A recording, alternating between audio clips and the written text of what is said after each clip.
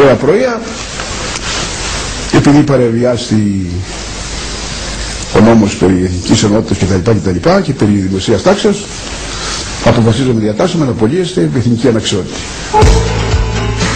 Μια από τις πρώτες κινήσεις της δικτατορίας, τις πρώτες κιόλας ημέρες της, ήταν να θέσει υπό έλεγχο το ποδόσφαιρο. Νέες διοικήσεις διορίζονται στις ομάδες, οι ανεπιθύμητοι διώχνονται. Ο Μανώλης Φαρσάρης ήταν τότε πρόεδρος μιας ιστορικής ομάδας της Κρήτης, του Εργοτέλη. Καθαιρείται με απόφαση του Χουντικού Γραμματέα Αθλητισμού, του διαβόητου Ασλανίδη. Έβγαλε απόφαση ο Εργοτέλης τότε να με διαγράψει και η απόφαση των Χουντικών ήταν να μην μου επιτρέπεται να εμφανίζομαι σε αθλητικούς χώρους.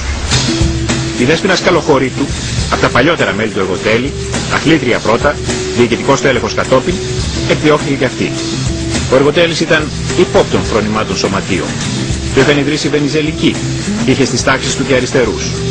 Το καλοκαίρι του 1966 είχε παραχωρήσει μάλιστα το γήπεδό του, το Μαρτινένκο, για μια συναυλία του Μίκη Θοδωράκη. Η Χούντα δεν του το συγχώρεσε. Ζητήθηκε από πάρα πολλά μέλη του Εργοτέλη δήλωση μετάνοιας για την δραστηριότητά τους και επίσης όσοι δεν δέχτηκαν να αποδεχτούν αυτήν την μεταμέλεια τους απαγορεύτηκε η είσοδος στους αθλητικούς χώρους. Στο σωματείο εγκαθίσταται κυβερνητικός επίτροπος ο οποίος ελέγχει όλες τις πράξεις. Στο Μαρτινένκο, το γήπεδο που το 1966 τραγουδούσε ο Μίκης, προπονούνται σήμερα οι νέοι αθλητές μιας ομάδας που παίζει στην πρώτη εθνική. Αλλά τότε ο Εργοτέλης ταλαιπωρήθηκε. Δεκάδες ομάδες που δεν ήταν αρεστές στο καθεστώς σε όλη τη χώρα διαλύθηκαν ή υποβιβάστηκαν. Το καλοκαίρι του 1967, πριν αρχίσει το νέο πρωτάθλημα, ένας νόμος απαγόρευσε να υπάρχουν δύο ομάδες από τον ίδιο νομό στην ίδια εθνική κατηγορία. Στο Ηράκλειο, ο Εργοτέλης αποβλήθηκε από τη δεύτερη εθνική προς χάριν της άλλης ομάδας της πόλης, του Όφη, ο οποίος του πήρε και τους καλύτερους ποδοσφαιριστές.